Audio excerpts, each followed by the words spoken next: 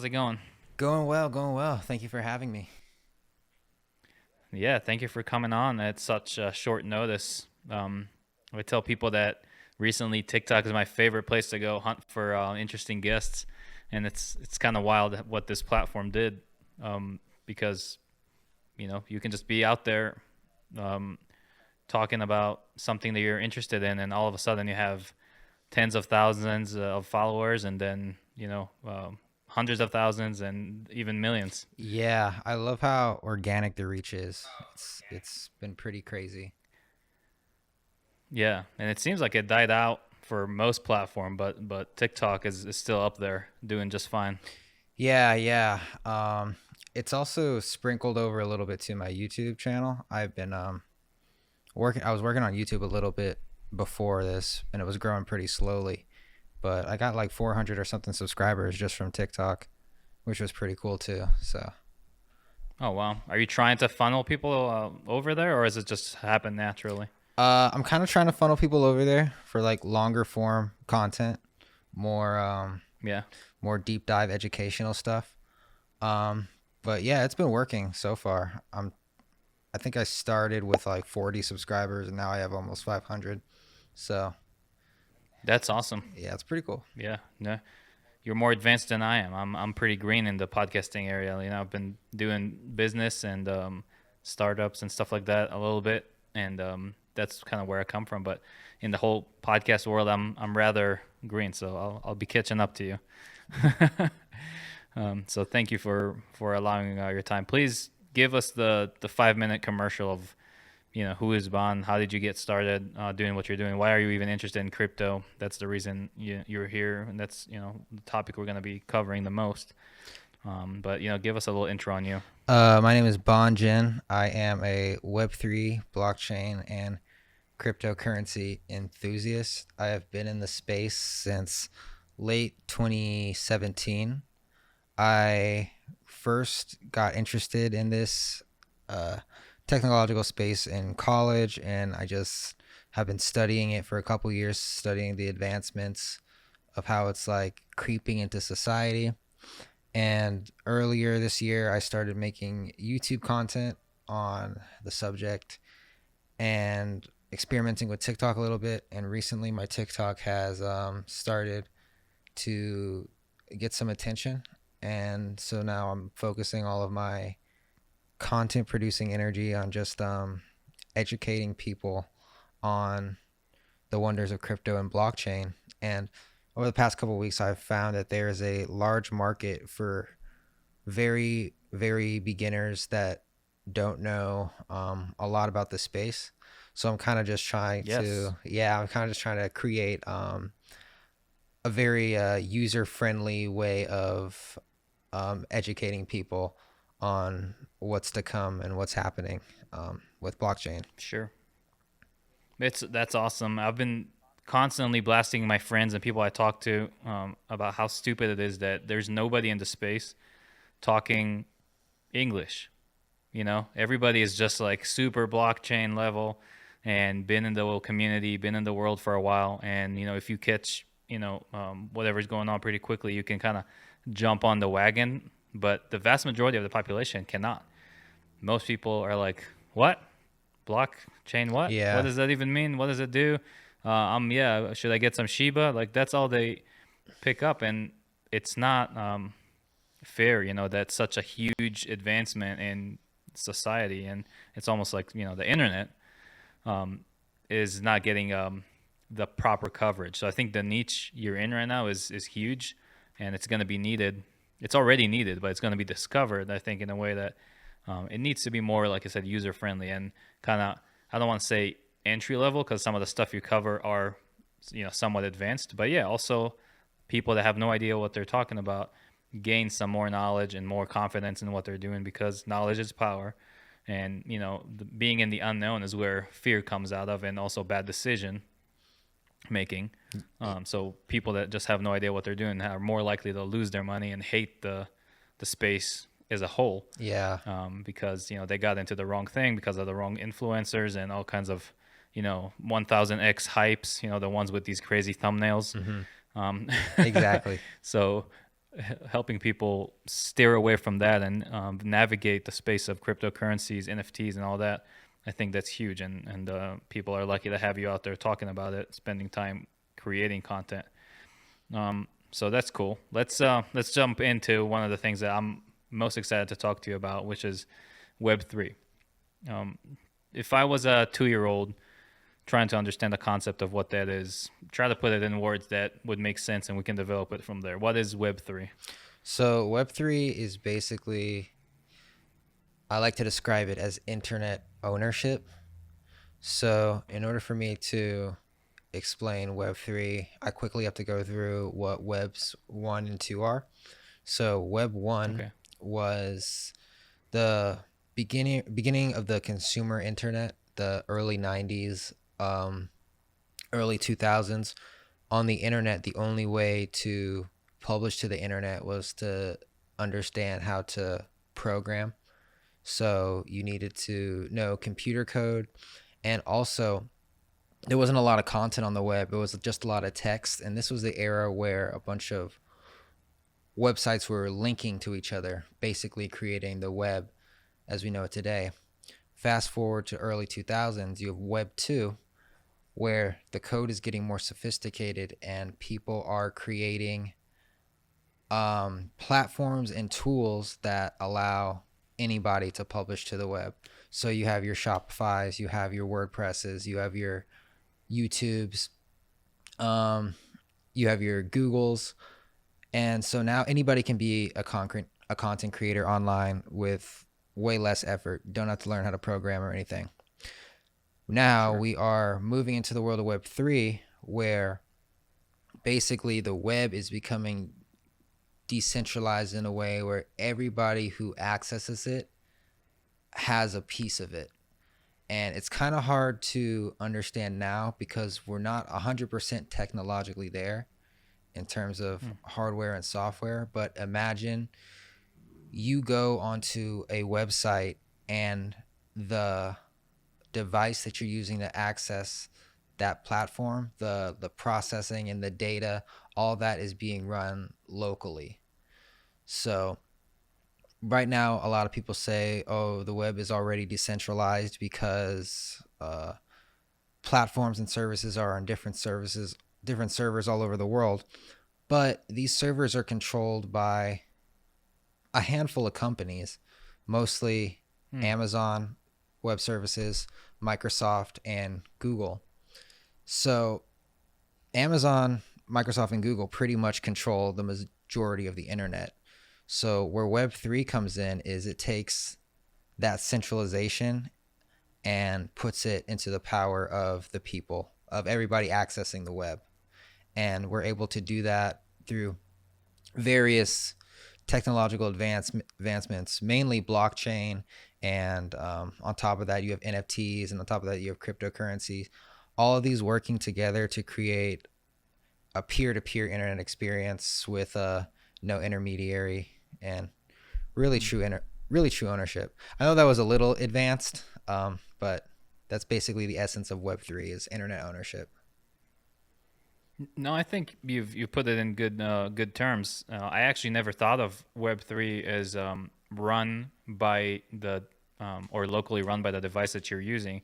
That's an interesting way of looking at it because that does decentralize it effectively. It renders it decentralized, and that would be an interesting transition. And I do appreciate your warning or caveat saying it's hard to grasp it now because we don't really have all the hardware, all the software. So it's you're having to put an effort imagining something that's not quite yet there. Mm-hmm. But the vision is there, which is the thing that's most interesting, and it ties in very well into the whole concept of metaverse. Since if we're gonna operate in this space in a way that I bring my computing power and everything that I own digitally to wherever I go, it has to be interoperable with wherever I'm going and whatever I'm trying to participate in. So Exactly. you think that Web3 is necessary in order to have the metaverse the way we're envisioning it? Yeah. So, and Mark Zuckerberg actually touched on this a little bit when he was introducing the rebranding of his company from Facebook to Meta. He was saying that the way he would prefer the metaverse to be in the future is the way the internet should be today, which is kind of ironic coming from him. Basically, like, yeah, basically, like, everything should work with everything.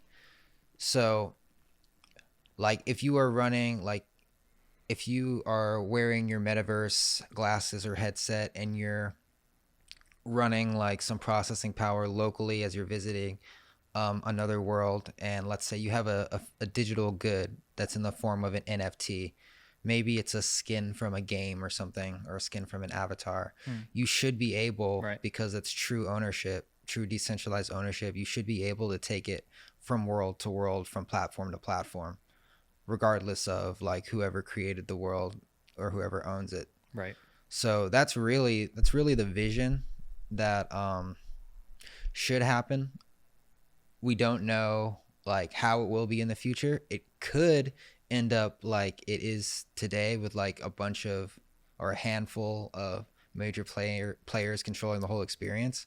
But hopefully it's not that way if everything like lays out the way it should be. Right. Yeah, there's the vision and then there's the execution. We don't know how it's going to play out. And yeah, it's interesting that you brought up that it's ironic coming from Zuckerberg, because he's somewhat seen, on the meme level, he's seen as somewhat of a villain, Yeah. Online. Yeah. And there's all kinds of funny memes about him. And of course, he did what he did, and he made what he made, which is by no means insignificant, but also the way he's done it and the nuances that go along with his character. A lot of people perceive that as kind of villainish and wanting to take over the world. So in your gut feeling, because me and you don't know, nobody really knows, in your gut feeling, do you think he is turning towards a world that's owned by the people digitally, or is he plotting some villain bullshit on us? That's a good question.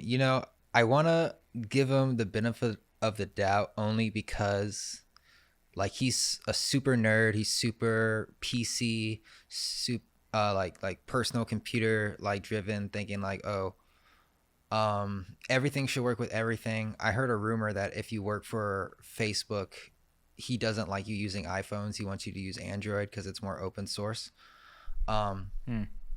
So like in that sense, Yeah, you would think he's kind of like anti-establishment. yeah, kinda. Especially like when Facebook came out, like it was a little anti-establishment even for Silicon Valley. Like at the time, it was a little too college, but Right. but yeah, I think he might go that way. But also, I always also have to remember that at the end of the day, he's running a company, and companies need to make money, and the best way to make money he's found is to track people ruthlessly with ads. So Sure.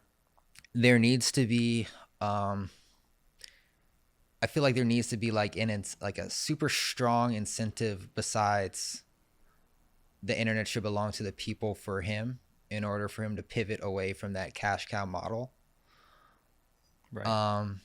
And also there needs to be like maybe a company that has a product that's so good that doesn't rely on ad tracking, that's in the Web3 space, that is able to like make money, so that maybe other companies could pivot that direction. But as of right now, the best way to make money online is through tracking people with ads, and that money is directly being funneled into his metaverse initiative. I think he's investing $10 billion a year. So I don't think he would want to slow down that cash flow. So it's hard to say. I mean, time will tell, honestly. But I think at the end of the day, like, money's always the goal. Maybe he's going to find a way to do it without being so ruthless, but we'll see. We will see. But yeah, it's kind of depressing because, I'm a optimist slash romantic. It's a dangerous combination. So the best part of my optimist wants to believe that maybe he's like doing it because it's the right thing to do. but but I've been proven wrong over and over again when it comes to capitalism and all that thing, which I am a main beneficiary from that system, and I appreciate some of its core values, but also I feel like organizations the size of Facebook, Amazon, Google, like you said, it's a little bit out of control how much power they hold over the world. And maybe if I was in charge of one of them, I would feel like, okay, well, first of all, I will never have a problem with money. Not me and not 10,000 generations ahead of me. But what is the right thing to do? And I feel like the right thing to do is go towards that, decentralized, um, local individual ownership world. But of course, who knows where we're going to go with that? And also, there's the philosophical question of, is it actually the better way? I've talked to somebody on the podcast just recently, like, that's what we want, the individuals from the common people, if you will. But then when that plays out, is that actually the net result that is, overall positive, or are we going to turn into some kind of a, wacko fighting each other, constant purge type of tribe? You know what I mean? Yeah, honestly, anything could happen. I do think one way Facebook could possibly make money is, like, let's say you have a marketplace in the metaverse on Meta's what is it? What are they calling it? They're calling it Horizon or something. Maybe like every time you Yeah. sell like a good or service in the metaverse, like Facebook could take a cut. And so Yeah, just royalties and transaction fees and stuff like that. yeah, I mean, he knows how to monetize anything, and I'm not worried about that. yeah. Um, So yeah, there's lots of avenues and like things we can't even think of, I'm sure, because like stuff's always evolving in the space. right. Yeah, with such an advancement in technology, I think we're going to go into an age of black swans, not really knowing what's going to happen. And we'll have to deal with it and react when it happens. Um, but we'll see. I'll stay an optimist and see if I get smacked in the face. Uh, Yeah, you and me so let's both. go to the next thing. Yeah, right. Let's go to the next thing, which is NFTs. It's the hottest thing. Everybody's talking about it. I don't know about everybody else, but I'm getting spammed the fuck out on every social media platform. Like, oh, are you into NFTs? Blah blah blah. And then there's like a whole fucking chapter on why I should invest in their stupid shit. Yep. But the thing is, and Gary Vee said that too, and I totally agree. 99% of that garbage is just gonna it's gonna get vaporized. Hmm. NFT as a concept is genius. It's the future of digital ownership. There's no doubt about that, hands down. But there's such a crazy hype right now. It might have to be the bubble of all bubbles that's gonna have to burst first, because a lot of it is useless. It has no utility. It has no value. It's not, a rookie card of Jordan from '87. It's just scamming people out of their money, and it's going to have to fall on its face. And I try to warn people about it because, again, NFTs as a concept, very interesting, very important, going to be the future of many ways we do business. But as a current marketplace, I feel like it's the most hyped up Wild West I've ever seen. What do you think about that? I completely agree. I not only think it is a bubble, I think it's going to be the worst bubble that I Potentially, I yeah. think we are gonna in 10 years we're gonna be like, I can't believe we were trading around these monkey cards for 300-400 grand. And you're absolutely right about and I try to explain this to everyone who asks, that the technology is here to stay. It's like NFTs as a concept will be here until the day we all die and beyond, because like we finally figured out a Sure. way to prove digital scarcity online. But right now, I think because Ethereum and a lot of these smart contract networks are expensive and slow, it's hard to like test what NFTs could really be used for. And like the easiest thing to grab onto is to attach them to art and make 10,000 copies of them and say, hey, these are worth what people think they're worth, or these are worth what people say they're willing to pay. Yeah. And so, and I talk to beginners all the time, and that's always the first question they have. Can you explain to me why this is worth $100,000? And my answer is always, it's not.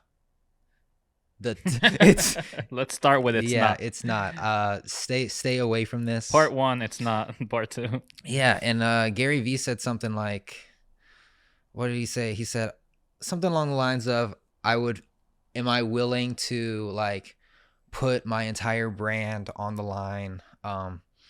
Because he says over and over that this is gonna end. Am I willing to like risk everything to like promote this technology? And he said yes. And so every time somebody comes to me with an NFT project, like the answer is immediately no, because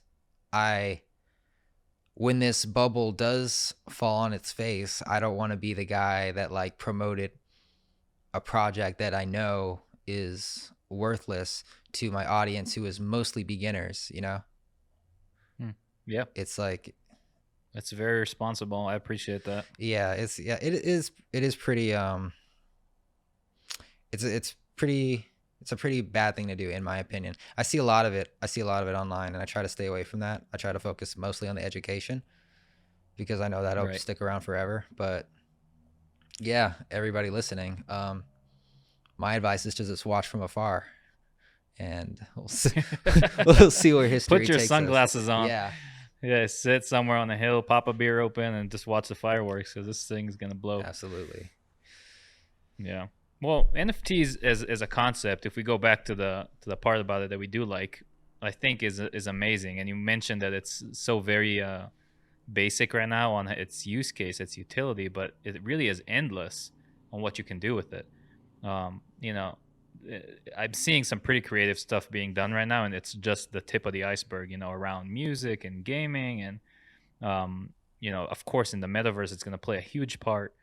And, you know, in Africa, I know IOHK were helping basically turn an entire generation of students, like their scorecards and everything, into NFTs, and, you know, make sure that they have credibility when they take it over to other places, because there's an issue there with, you know, forgery and whatnot. Like the utility spectrum is humongous in music and authentication, and, you know, whatever VeChain's doing, tracking whatchamacallit, merchandise and supply. There's a lot going on, and when that's going to get deployed in a proper way by projects that are, you know, out there to make a difference in the world, I think it's going to be amazing. But what we're doing right now with the whole JPEG NFT, if you will, that shit's going to definitely blow up hard. And yeah, definitely I would warn people to be very, very cautious. And I'm not necessarily against investing in trends and memes. It's definitely a very small representation of my portfolio at every given moment, if at all. But you have to see it for what it is. If you know it's an insane meme, insane trend, and you're willing to understand what that risk versus reward is, then fine. Otherwise, you know, either way, it's going to the casino and putting it all on red. So let's not get it all confused. Right now, having a smart investment, and I say that in air quotes, in NFTs, is hard to find. It really is. There's some things that are kind of there, and they're promised to, you know, have a really good chance of, you know, sticking around and making a difference. But otherwise, most of the stuff is as speculative as it gets at best. Someone actually just asked me today, so what do you see today that is like an NFT project or utilization that has some potential? And I told them nothing, because like the underlying network that most of these NFTs are running on is just too slow and too expensive to like really have any to really like run in today's society. Like for example, if you were to make an NFT like concert ticket instead of going through Right. Ticketmaster, you're still, even though that's peer to peer and even though it's a tangible utility, sending it today in 2021 is going to cost you a gas fee, and it's not always going to be instant. So Hmm. Ticketmaster is still more efficient, but that Sure. won't always be the case. But today, Right. people are just like Right. We'll get experimenting. to that. That's a really good point. I am happy you brought it up because I've been thinking about NFTs as as ticket for concerts, for example, or events, and I came to the same conclusion. There are cool, novel features and values to it that I would love to see in the future. For example, if I'm going to see the last show of Iron Maiden ever, and I have the ticket, then it has value Mm-hmm. to me and to somebody that maybe wants to buy up, a ticket from the last concert ever of Iron Maiden. So that could be a thing. And then if it's tangible and it's verifiable on the blockchain, I could see that it has value. But as of right now, I agree 100%. Ticketmaster and all these ticketing services are doing it way better, way faster, and they don't. The value of doing it in an NFT just doesn't supersede, the value of not doing it in the NFT. And I think some places will probably go to it for just to be popular and cool and say, hey, we're doing it this way, and it has value to do that just to be on the map and have somebody write an article about you. But I agree with you. It's not there yet, and it's not fast enough. Yeah. Maybe with Yeah. go ahead. Sorry. Yeah. Maybe unless it's like a deed for real estate or something, or like something where you don't need it to be 100% instant. You just need verification that you own it. Hmm. But like other than that, really, like most of the things NFTs will be used for, like down the line. What do you think about for music artists that want to release, let's say, 1 million albums, but not more than that, and they're giving people the opportunity to own the album, and the only way it transfers over is for somebody to just, sell his I think that's per great. se. I think that probably solves the problem with music in the digital age. Is that it's great for the Hmm. consumer that music is cheap and widely available, but not so great for the creator. Um, but yeah, with NFTs, for people that aren't familiar, you can mint a certain amount, sell it, and then every time that the NFT is resold, the creator will get royalties in perpetuity, Hmm. which is kind of a new business model in the music industry space. Because right now Right. NFTs are like being valued. I mean, sorry, music is being valued for like pennies for thousands of plays. And I think that this may, I don't know, I'm a little shaky on this. We may transition back into an era of music scarcity where like Hmm. there's only a certain number of CDs, and if you don't buy the CD, you have to wait until it's on the radio. It won't be quite like that because there's YouTube and everything, but Right. it's really, honestly, it's really up to. I know this takes a lot of power away from the record labels, but I really do. I really think that they are going to. I'm all for that. Yeah, me. Trust me, me too. But I do think that they're gonna be the ones to steer the industry in the direction of NFTs, and they're Right. gonna try to Sure. Sure. stay in the equation somehow. Um, They have to. yeah, but we'll see how What they do it. I don't what know. I like about blockchain, and I agree with what you said, is that it forces um, organizations like governments, like federal reserves, like countries, and like also, labels to go with the flow. They can't just ignore what's going on. Hmm. So whether they react one way or another, we know they have to kind of start moving in the same direction. They want to capitalize on it. They want to not get erased and forgotten about, which I get, I appreciate, and that's how business works. You've built something for 150 years or 80 years or 50 years. You don't want to just get wiped off the face of the earth. But it doesn't leave them an infinite amount of options on where this goes. They can't bury NFTs. They can't bury the fact that some artists are gonna go with that without asking anybody, right? An up and coming star can just get discovered on TikTok, go on an NFT website, sell a million copies, and become an overnight millionaire, and he never talked to a label. So because they can't prevent it, I think they just have to join it and play along in a certain way. It's probably not going to be the ideal way for the creator, but it's going to be better than before. Yeah. What do you think about that? Yeah, I agree. I think what they'll probably end up doing is they'll probably go the route they've always gone. We have resources you don't. You probably don't know how to make an NFT, but we can make it for you. You can come Sure. use our recording equipment and use our mixing and mastering and producers, but we Right. will own 10% of the NFT royalties in forever, you know? Or you can just make Right. it at home on GarageBand and it won't sound that great. Oh, by the way, we have a Right. network of 500 influencers with a total library of 50 gajillion followers that you don't have. Right. So they're Right. always going to have leverage, you know? For sure. For sure. I couldn't disagree with that. It would be irresponsible, and I think that the majority of people and artists up and coming, especially the ones that are not very confident in themselves, will have to go down that route. Mm-hmm. But it will open up a path for trailblazers that are going to go out there and literally skip the whole label thing altogether.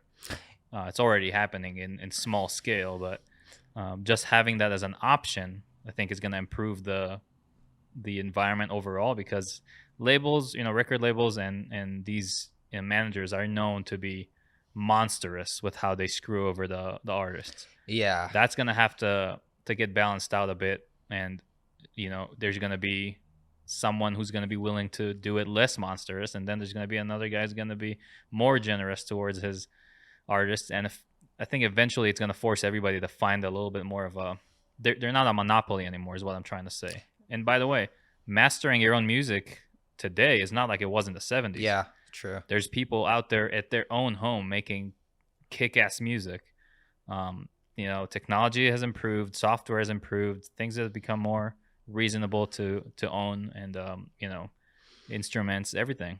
So I think they'll have to find a middle ground and kind of come closer to something that's reasonable, because the old school record label that just rapes their artists, I think that's gonna have to die. Yeah, definitely. Definitely. I hope. I think there's probably gonna be an artist, like a mainstream artist that like paves the way through NFTs. It kind of reminds me of like Justin Bieber as an example. He was one of the first artists to get big off of social media, but like as soon as the music industry could, they snatched him up and like put him into the system. But he was one of the first really big entertainers to be discovered on YouTube. And I think that there's gonna be an artist that's like, it's honestly probably some kid in their garage right now, like messing around with NFTs, that's gonna like really just pave the way for like a bunch of music creators to come. There has to be. Yeah, it's gonna happen. I can't wait for that. Yeah, no, I'm super happy, because it's the type of technology and movement that I feel like is pushing everything towards somewhat of a better place. A lot of people are asking me, like, why would the world change? Regulation, countries won't allow it, and blah blah blah. And yes, some countries won't allow it. Usually, if they don't, they're usually in the direction of just being communist and suppress their people, like Turkey right now, and some regions of China and whatnot. They're not exactly, the highest value is not exactly freedom. And the thing that people miss is that you can't shut it down just because one country did, and even if 10 did, still can't shut it down. That's the beautiful thing about decentralization, is you kind of have to play along or you lose. It's not like you don't gain anything by not playing, you lose. Yep. Everybody else takes a trip on this rocket ship, and you just stay behind, and your citizens are not going to like it at all. So I think the same thing is going to happen around NFTs and everything around that. Whoever's involved and the beneficiaries of it and the organization that used to take advantage of them and exploit them will have to find new ways, original ways to play along. And I think inevitably it will be a little bit more fair. With that said, also regulation needs to happen. It's not as Wild West as some of the crypto maximalists are hoping for it to be. The hardcore, not enthusiasts, but the hardcore crypto day one folks that want nothing but utopia and decentralization to the max. I get that. Mm-hmm. I just don't think that's gonna happen. Ah, Given that we've got a lot of momentum of how the world works, and countries, if they want to play along, they're gonna play along with regulation, and I think that's good for the U.S. to regulate crypto and tax it. It doesn't ruin the concept, while it also empowers the country to capitalize on it, just like we did with marijuana. exactly. Yeah, I agree. Because there are a lot of people that are just getting destroyed, and there's a lot of scams, and there's a lot of unpaid money that should be paid Right. for taxes and stuff. My thing is like I don't know how far off that is. It just seems to me that like the government seems as confused as some of the people that ask me questions on TikTok. Sure. And They have to yeah, be. It's the Wild West. Day one. yeah, but like I don't it, like in 2030 they'll probably be more on board, and it'll probably be a totally different world. You probably won't be able to gamble on coins like you can now. But yeah, and that's why I feel like it's my job to educate people to stay safe out there. It is. Definitely pay your Right. taxes, because Uncle Sam doesn't mess around with that. No, they do not. Yeah, but yeah, Yeah, and by the way, that government is important for us to be open-eyed about and make sure that it's properly run and it's for the people. And I don't want to get my next statement confused with that, but I do think that paying taxes to a certain reasonable degree is something that we want to do. To go from what we have today to an untaxed asset class, like what some people hope crypto would be, is not exactly a path to happiness. yeah, If we have nobody running the show, nobody showing up at the crime scene, nobody coming to pick you up when you broke your leg and you're bleeding out on the street, nobody cleaning the streets, nobody picking up the trash, like nobody making the roads, nobody fixing the roads. There's your tax. Yeah, I get it. Nobody likes paying taxes. And sometimes, a lot of times, a huge chunk of it goes to things you wouldn't want to spend it on. We can improve on that. But that doesn't mean zero tax is the way to go. yeah, Because if we're all just free eaters doing whatever we want, making our own money and paying zero taxes to nobody, then we're on our own. And that's not cooperation. It's not going to work out well. Humans have thrived in cooperating systems.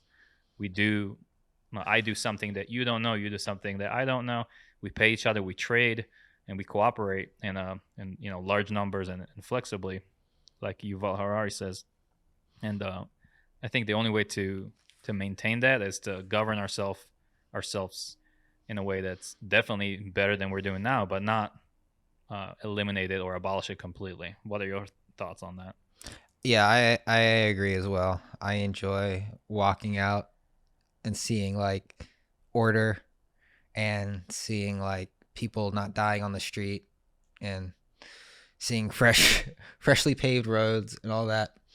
A lot of people think that for some reason that you don't have to pay taxes on cryptocurrency, but you do. You do have to pay taxes on gains, capital gains, and all that. It is like, I'm not a tax professional at all. Just gotta say, it is like super confusing. Give me your question or ideas, because I'm gonna have a tax professional here shortly. Well, I don't really have any questions. A question I ask a lot, or I answer a lot, that I happen to know the answer to, is like, do I have to pay taxes if I swap currencies, which is, but the answer to that is yes. I found out a couple months ago. Right. But yeah, I just gotta make sure that my CPA is like up to par. Good luck. Yeah. Yikes, I'm Yeah. Good scared. luck to all our CPAs. You guys have a long year in front of you. Yeah, that's gonna be rough for them. Gosh. But Yeah. No, I don't feel. Yeah, there's some services out there that will do a long way of what you need to do to calculate all your transactions and the fees and whatever that actually is required to pay tax on, and it's gonna get better and better. But yeah, the only way, in my opinion, to keep track of it in a way that makes sense is use U.S. based exchanges that will give you a 1099 at the end of the year, yeah. and just accept the fact that if you're not holding, you're paying tax, Yep. or you're claiming a loss. Either way, but if you're not holding, you're creating a transaction. That's a taxable event, and that's it. But the one thing I was happy to learn recently, and I can't believe I'm just knowing about this now, is up until this upcoming January, you could claim a loss on crypto as an asset because, let's say you are holding ETH and it just tanked 50% from your original position. Sell, buy right back, and claim it as a loss because it's an asset, it's not a currency. And I verified this with this tax lawyer. So this last crash, I just took realized like $35,000 in losses, bought right back into my positions, and now you can claim it as a loss at the end of the year. That's pretty wild. Interesting. Yeah. Yeah. Well, Biden's on it now, so Dang. January 1st is when it's going to be done. But if I knew that before, I would take a hell of a lot more losses and just, get out of positions and get into positions every time there's a big dip. Yeah. But as of right now, it's still a thing. And parenthesis, I'm not a tax advisor. I don't know what I'm talking about. Check for yourself. Yeah, I took some losses as well. Hopefully that helps me a little bit, but we'll see. We'll see. Yeah. Fingers crossed. Cool. What do you think about major coins right now running, let's call it the top 10 of the charts? Are you looking at it in a way that who's going to be, taking the majority of the fame and utility and whatnot, or are you seeing it more of like a cooperating mesh of systems all complementing each other? Because a lot of people are using these terms like ETH killer, like for Solana or Cardano. We know is not killing ETH, but yeah. the point is, do you see it that way at all, or do you see a bunch of blockchains all are going to bring something to the table, and many projects are going to work with them, use them, and that's just how it's going to work? Or do you see something like a huge eventual funnel to one blockchain?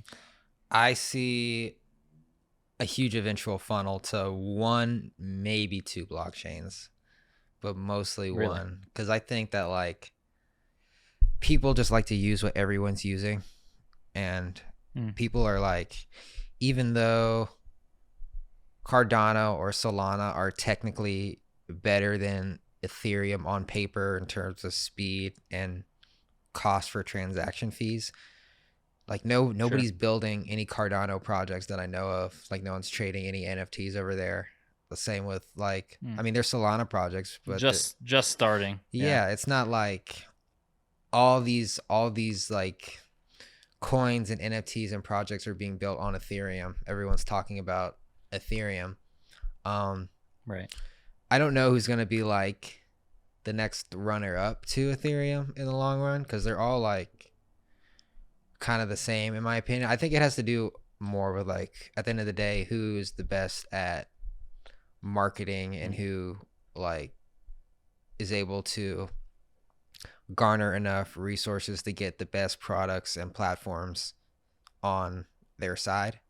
But right now, all the developers are learning Solidity and like making stuff for Ethereum and preparing for Ethereum too. So we'll see. I think it's honestly going to be like Bitcoin, Ethereum, and some other thing, and then the rest, who knows? Who knows? Yeah, like they'll still be Yeah, around, but it'll be maybe like they'll. Linux. Like who uses Linux? You know? That's a painful reference. Yeah. Linux is like spitting in someone's face. Um, yeah, no, I hear you. It's an interesting. Yeah, I'm a little bit more of a contrarian on that, and I think that there's going to be a lot more um, of a marketplace where organizations and enterprises are going to shop around for whatever fits their needs. Um, but with that said, I think it's still going to be whatever they choose, still going to be a representation of maybe the top 10. Like now we're talking tens of thousands of coins, tokens, projects are out there. CoinGecko, you can't even get to the bottom of it because it's so long. Yeah. Um, so we know most of that stuff is going to die just naturally because that's how it is. Everybody's trying to invent the wheel, and only a few will invent the wheel that everybody wants. But I agree with you that in the sense that Bitcoin and Ethereum are so big right now that it's just hard to, with the clout alone is going to push it to the places it needs to be. And they're gaining a lot of the benefit of the doubt just from being the size and popularity they are. So, if ETH was trying to figure out ETH2, let's say 5-6 years from now, I don't think they would have such a chance like they're having now, because now it's so big that everybody's a little bit more forgiving. Like, we know this is going to happen. It's fine. But yeah, there's something to the size of it. I totally agree with that. Let's talk about leverage. I saw you made a video about that. I feel like it's the one thing that's just wrecking people over and over and over again. It's like nobody learns.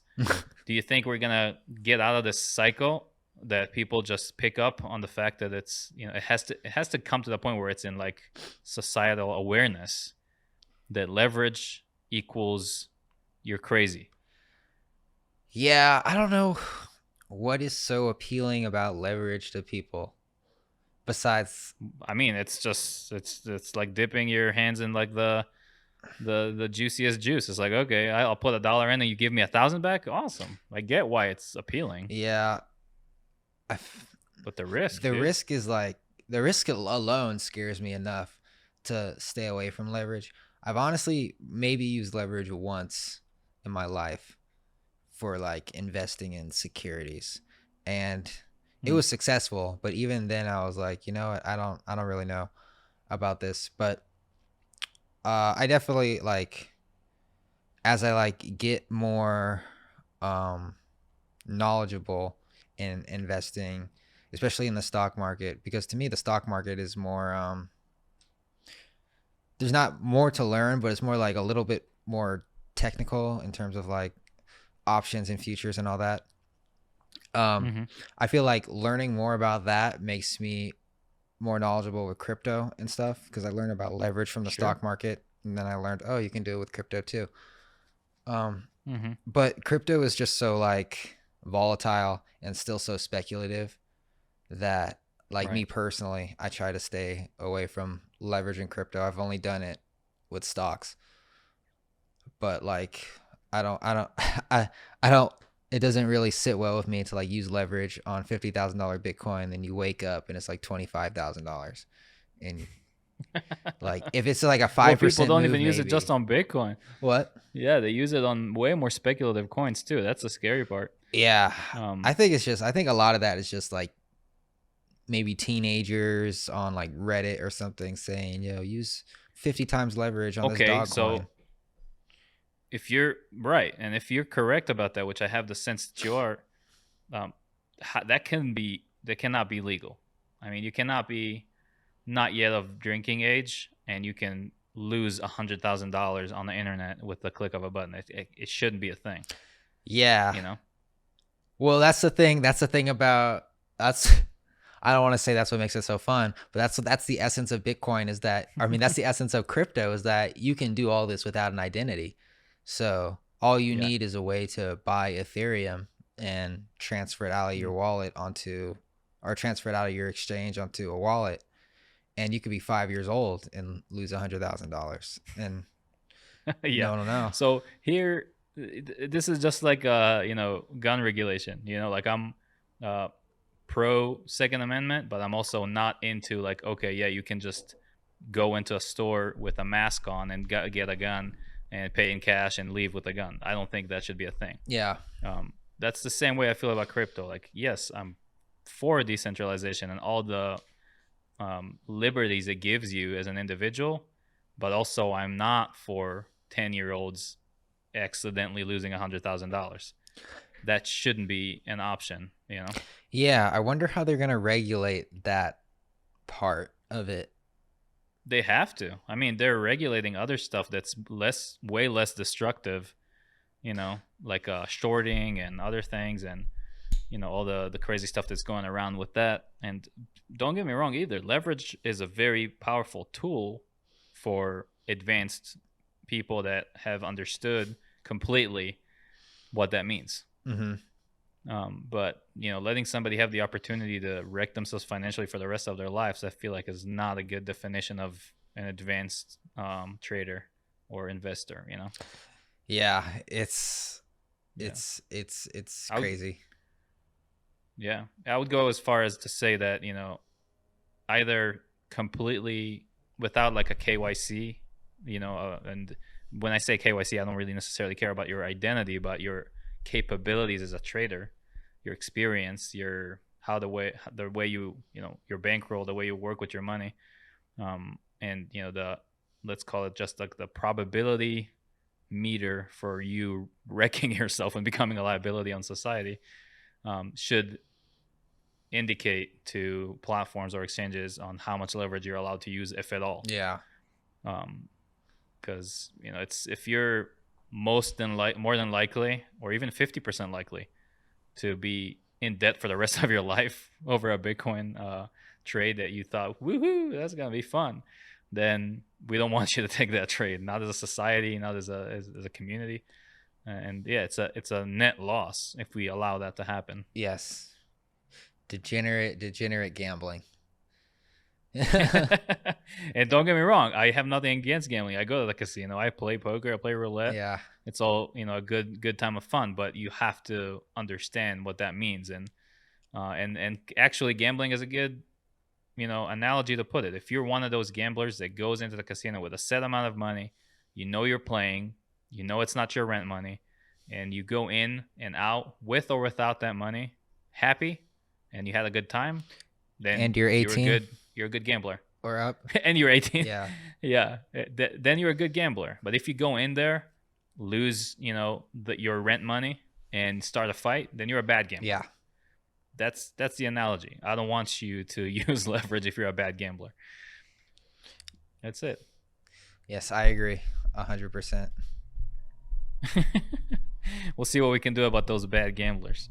What do you think are some novel uses of blockchain technology as of right now? We talked about NFTs as a whole, but I'm more interested in examples.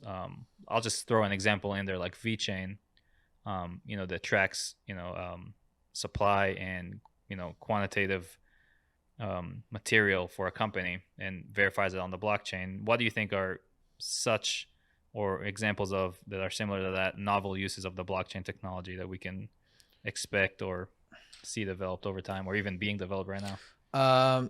Definitely record keeping for things like real estate. Obviously in finance, I could see it being used a lot in gaming. I could see it being used a lot in education, which we kind of talked on. Right. Basically anything that like has like extensive record keeping. I do think, like, one of my friends asked me earlier, he was like, in the future, like if a kid does something in school that like gets them expelled, will that be on like their permanent record on the blockchain forever and just follow them around? And I was like, you know what? I actually don't know. That's a very good point. So like, we'll see. It could be used for that. Hopefully not.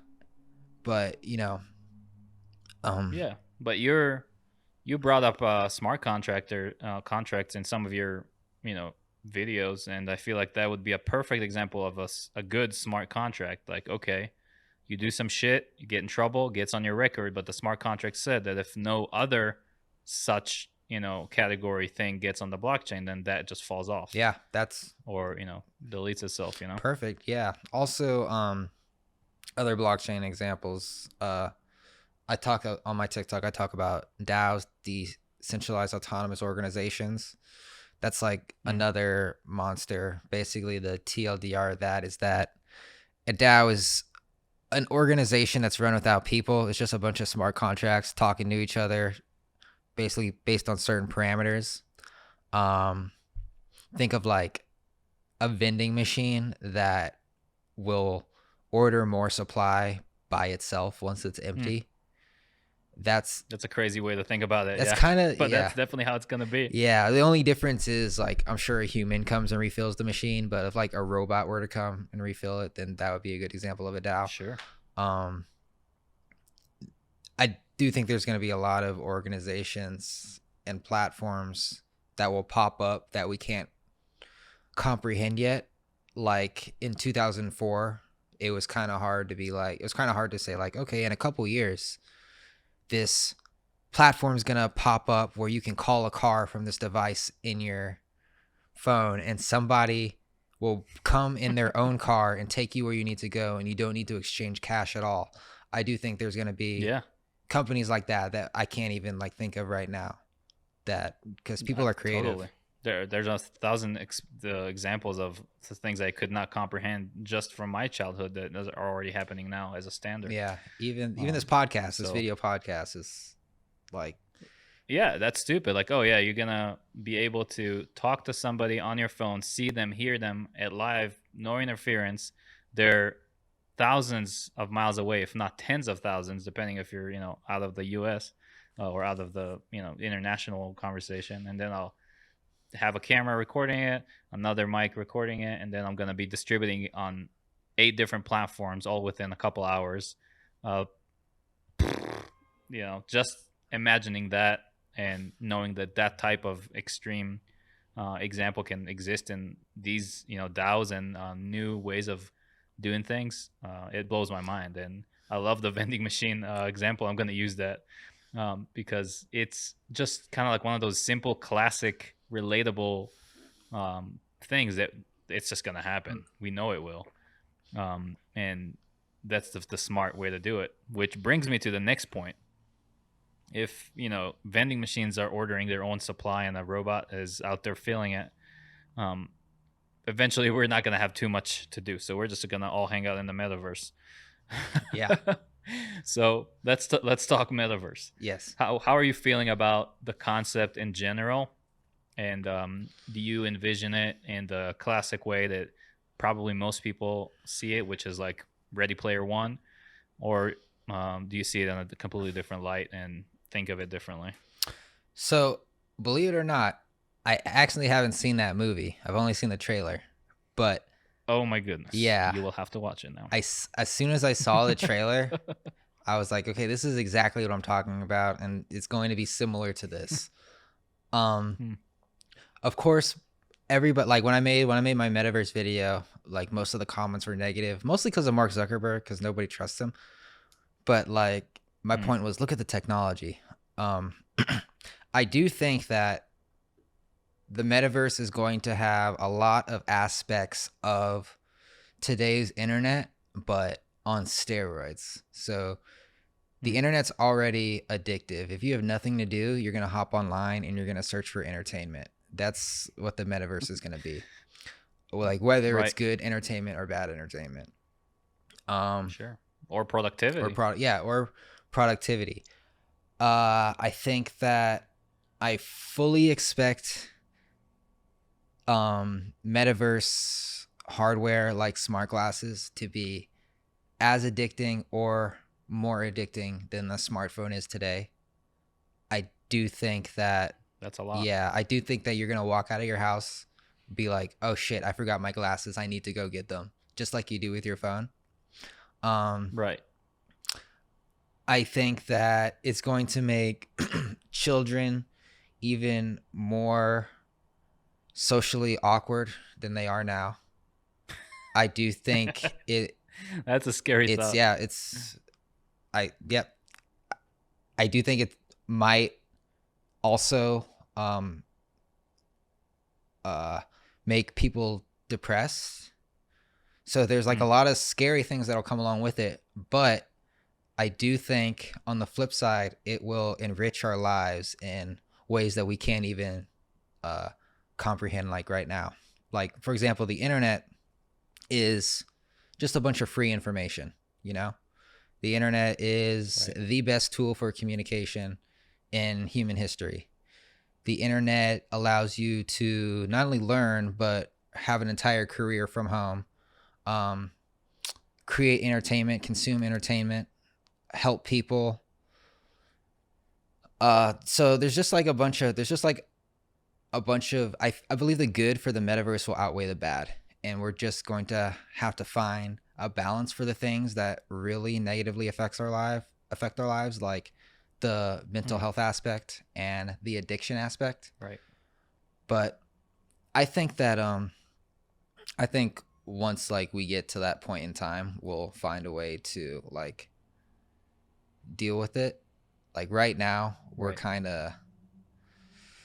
everybody's kind of we're kind of still getting used to technology just being so ingrained in our lives that it's kind of like overkill. But people are Sure. starting to realize, yo, I think the source of my depression and my anxiety is from this phone. And they're starting to ask questions like, what can I do Mm, to like take a step away from the phone screen and, right. maybe like walk outside to like reset my head a little bit. So I think that we have like a lot more self Right. Yeah. awareness around our tech than we did even just 5 years ago. And as we grow more ingrained with technology in the coming years, we'll be better equipped to balance that. Mm. I like what you said. Also, spoiler alert on Ready Player One. You know, the end conclusion there.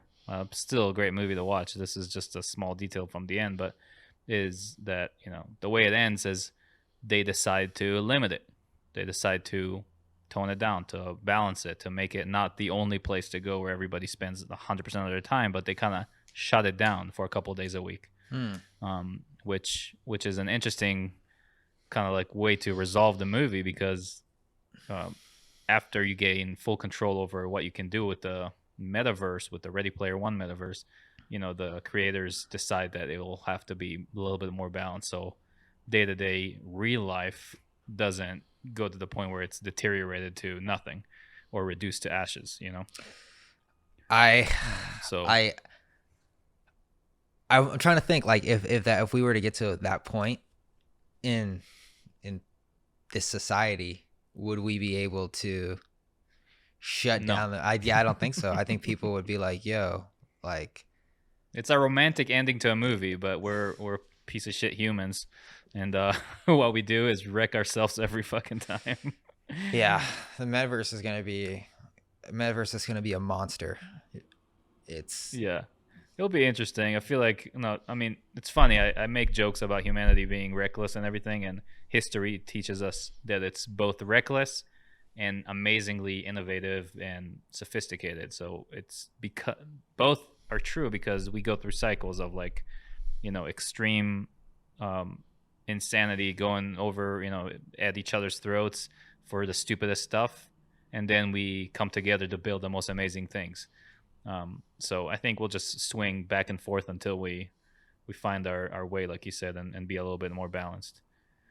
Um, yeah, yeah. Let me dig a little bit more, a little deeper. What do you think for the implications of applications of VR and AR in the metaverse? Is it going to be more of a virtual world that you can live and exist in from your living room more than it would be one that is implemented into your already real world and seen through augmented reality? So, for example, just to make it easier for someone to understand what I'm talking about, would it be putting on an Oculus 2 type goggle at home and then I'm in the metaverse? Or is it going to be putting my smart glasses, like you said, and go outside and operate in my day to day, but also the metaverse now exists in the real world, overlaid the real world, if that makes sense. You think it's going which direction? Uh, I think they're going to both coexist, but I think the majority of the use for the metaverse is going to be through AR. Um, Hmm.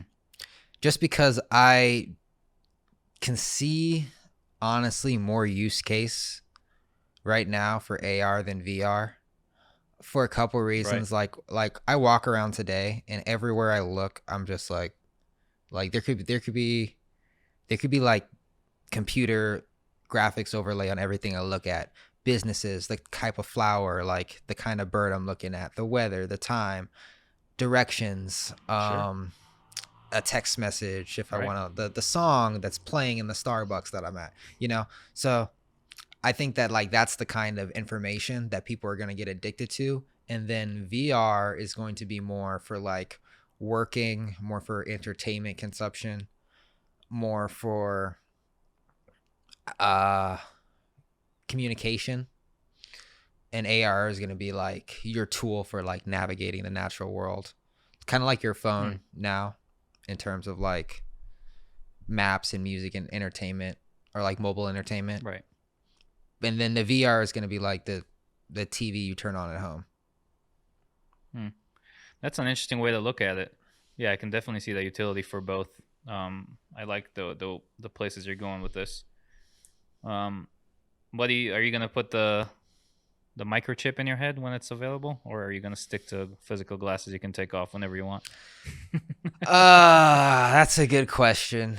Um I am very, you know me, I'm a very pro tech guy, Right. but and I do think like even some of my friends that are like computer engineers are like, I don't even think we're going to get to the smart glasses in our lifetime. We definitely are. I even think we're going to get to the chip in our lifetime. But it depends on a bunch of things. Who's making the chip? What's the privacy climate like around the metaverse Hmm. and the singularity in the time? Right. If we're still in like the same super tracking era like we are now, then probably not. Because, sometimes I like to like put my phone on airplane mode and not be tracked for a couple minutes, or for like a little Right. while, or not get, Wouldn't that be nice? yeah, or even just not like, or even just like leave my phone at home and just walk around and be lost. Right. Uh, so I don't know. I don't, right now I'm going to say no, but in the future, my answer may change. And a lot of it is like, let's be honest, a lot of it is social pressure. A lot of people are going to wear the smart glasses in the future because everybody's wearing the smart glasses. All their friends Sure. are. That's how you're going to talk to your colleagues. Right. That's how you're going to talk to your family. So Yeah. if you're living in a world Well, a lot where, of people. yeah, and even Elon Musk said, when you're living in a world where you're the only one that's not augmented, you're the only one that can't take pictures with your eyes and look up information at the speed of light in your head, it's Right. literally like you're disabled walking around. So Right. Right. No, totally. so you may not have a It's choice, honestly. that's absolutely true. Yeah. If you want to participate in society, you might just have to have that, and it's just like anything else. It's interesting. I'm very interested in to see how that's going to go. I mean, about the chip for myself, if you can have an experience that is, you know, 10,000 times better because it's connected directly to your nervous system and all that, it will be hard to not want to do. Hmm. But also, if it coexists with a tyrannical government that and also the organization that is putting these out, then I prefer to go run away to the mountains and live my life there. So I kind of agree with your answer because it depends, right? I like the technology as a concept, but also we'll see, we'll see how it goes. Yeah, and Uh, there's also like yeah, I'm also sorry. There's also go. a group of people that just doesn't care. They're just like, track me all you want. It's making my life easier. I'd rather get ads that are Sure. tailored to me. Like I'll let Mark Zuckerberg in my home no matter what. Like I'll install Right. a camera on my bathroom that goes straight to Facebook headquarters, as long as I'm getting relevant Yeah. information. Like some people are just like that. I'm not like that. Yeah. No, and also I don't think that, I agree with you, but I don't think that I'm right or they're right, or, one of us is more wrong than the other. This is human evolution in the making. Mm-hmm. The way that things are going to end up happening is how evolution happened. Yeah. I don't see it different than any other natural part of evolution because it has technology embedded in it. It's not any different because everything we have today is something we brought about via evolution. You know, so if before we had sticks and now we have smartphones because that's how we advanced as a species. Whatever we look like in 50 years, it's not right or wrong. It's just how it became, Yep. and that's what you're left with. So but I do appreciate the way you think about it because I don't like constantly being tracked. I don't like the idea. It's just a personality character thing. And I do understand people that think that way or the other way. I just recommend people not to think about it in such an ultimate final way because at the end of the day, we're just here for the ride, and humanity is going to do what it's going to do, whether we like it or not as individuals. Yep. Technology will So evolve. I guess we're regardless. yeah, we're here for the ride. But I do definitely think what you said about depression and people becoming more aware of it is important. They made so many researches about dopamine and how we are all kind of oversaturated on it right now because of the way we consume entertainment. All these lottery or slot machine type swipe up things like TikTok and our feeds and whatnot, always looking for the next hit. It's horrible. It really ruins your dopamine, your natural dopamine system and supply. So there will have to be found some type of balance.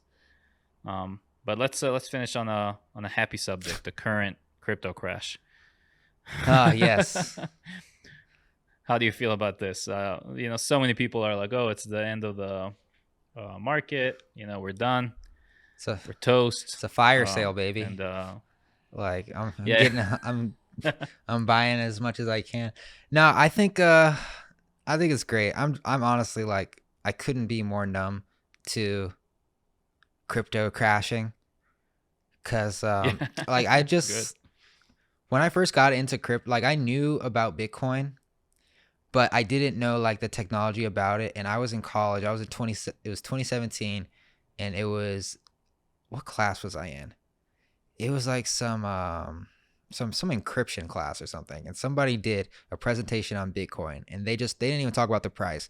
They just talked about like the technology behind it. And I was like, oh my God, that's what Bitcoin is. And I immediately like opened my phone and I purchased it immediately, and I just like started studying it. So like I've always been in love with like the technology behind it, and I know when I'm like 50, Bitcoin is going to be like probably close to or above like $1 million a coin, just the way it's structured and like the hard coding and the halvening and the mining and the. When you say when you're 50, it's going to be multi-million dollars for sure. Yeah, honestly, probably. So like it could literally like drop down to 15 grand and I would not lose any sleep. I would just buy more. I think my first big crash was 19,000 all the way down to 5,000. And then I was a little bit like, yo, what is this? But I still like knew the sketch. Yeah, I still, when the pandemic started and like the stock market crashed and everybody was scared, I was like, why isn't Bitcoin just going crazy right now? Like this is like the perfect opportunity for it to just wake up. And a little bit later, it just did. It just went crazy. So I don't know. This is all part of the cycle. I just see it as an opportunity to just accumulate more. I can understand why people are scared, especially coming from stock world where everything is like relatively safe. But this is all part of it. 50-60% movements, just another day to me, honestly. Yeah, Absolutely, and that's the way it should be observed, I believe. So I appreciate your observation on it. It's in my opinion, at this point, of course, when I was more of a novice in the crypto world, it was more of a psych. What the heck is going on? But at this point, the way I look at it is clear. If you're in an investment, first of all, let's go all under the assumption that whatever money you're using as an investor should be, you should go and accept that that could be gone. So let that not be your rent money. Investing in anything, Yep. from corn to Bitcoin. If you're investing money, it needs to be money that you're willing to lose. But assuming we went under that assumption and we're all responsible investors here, specifically in crypto, if you're invested in a project that you believe in its long term and you're not excited when the price crashes, then you're experiencing what I call cognitive dissonance. Like you're crisscrossing in your head. It's a sale. Like you said, it's a fire sale. Yep. It's Santa came early and go grab as much as you want. This is what we have going on. Of course, it's the Wild West, and of course, whales are gonna take advantage of this and liquidate the fuck out of people that are over leveraged. This is just how, and also news are gonna affect it, and FUD is gonna affect it, and movements are gonna be more volatile because it's a newer, asset class in relation to other things like bonds or whatnot. That's like the stablest thing in the world. And with that risk comes the potential for reward. But at the end of the day, if you're in a project that you've researched and you know about, you understand the utility, you believe in it long term, there's nothing to feel when a crash happens other than excitement. That's just my humble opinion. I agree. You know, I agree. Like if you're not doing backflips when Bitcoin like shaves off 10 grand, like what are you what are you even doing here? You should be like, yo, everybody's missing out. Like they sell, I buy. Yeah. Same. I tried telling people, but I'm very careful. That's why I'm scared. I'm much more comfortable in my chair than in your chair, because when shit hits the fan and it crashes 40% for whatever stupid reason, no reason at all, you're gonna get all the heat. Yeah. And people are like, "Oh, you're this guy. You told me about Solana, blah blah blah." There's this guy online, James. His YouTube channel is Invest Answers. I don't know if you know him. And he is like a big proponent of Solana. He's a smart guy. He talks about a lot of cryptos, so I don't want to tie him to one specific one. But he talked about Solana a lot, and now it's eating shit. And people are like, "Oh, you're the Solana guy. I can't believe you got me into this." Blah blah. Like, it's this crazy thing to be in your position talking about crypto and being a crypto guy, because it's, people don't do their own research. DYOR, nobody even knows what that stands for. Yeah. And it's you guys take a lot of heat, so I respect that. That's why I try, at least on TikTok, I try not to discuss price too much and what I'm investing in. Mostly I just try to focus on educating about the technology and what it can do and like how it can be utilized in the future. Move.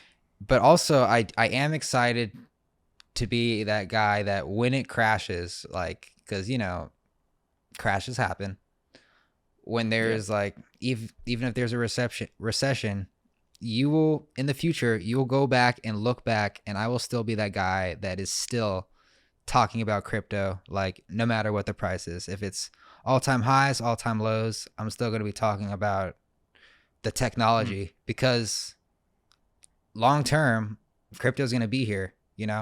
All these crashes and waves and stuff is all short term. And I do see people that like have crypto channels and they literally go into hiding once crypto becomes boring and goes to sleep for 3 years. But right, like full hibernation. Yeah, and like at the end of the day, like when crypto comes back, the people that were continuing to make content are going to have this huge library of content that people will refer to. So they're already going to be like a step ahead of everyone else. So like regardless of the price, I'm just going to continue to talk about it and educate people, because whether people are excited or not, it's here and it's here to stay. Right. No, I respect that attitude, and it is here to stay as a technology. So just going to hiding when prices or go down, it's just it's proof that you're not in it for the passion for the technology. and advancement. You're in it for getting views and, profiting over the people that are watching you. But I appreciate it. Bon, thanks you so much. Thank you for coming on. It was awesome. Absolutely. I think we had a really good conversation. Yeah, this was great. Next time at the studio. Yes. Right? Yes. Yes. I'll hold you to it. Yes. Hopefully next time I'm on, I won't have this day job that I gotta go to. But I'm working on it. Yeah, no. I hear you, man. We all are trying to let go of that day job. I'm still in that round too. Yeah. But yeah, thank you so much. Cool, It's man. been a pleasure.